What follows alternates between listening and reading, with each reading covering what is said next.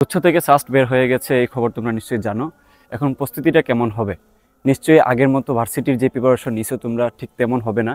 এখন ইঞ্জিনিয়ারিং টাইপের কোয়েশ্চেনগুলো আসবে এবং ওইখানে ক্যালকুলেটর দেওয়া থাকবে। সো ক্যালকুলেটর ইউজ করে কীভাবে তুমি পরীক্ষার হলে প্রবলেম সলভ করতে পারো, এই ব্যাপারটা তোমাকে এখন কিন্তু খুব গুরুত্ব দিয়ে পড়তে হবে।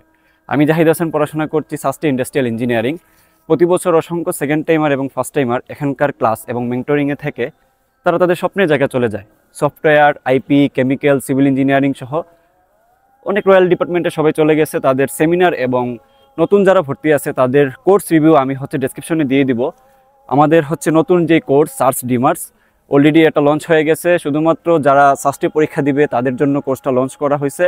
এই কোর্সটাতে মূলত অল্প সময়ের ভিতরে তোমাদেরকে খুব চমৎকার একটা গোছানো প্রস্তুতি নিতে সাহায্য করবে।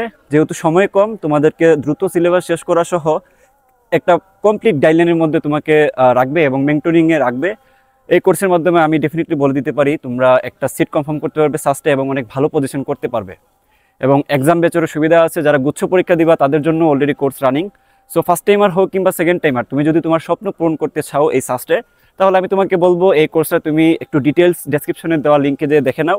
এই কোর্সটা তোমাকে অনেক বেশি হেল্প করবে। আল্লাহ হাফেজ।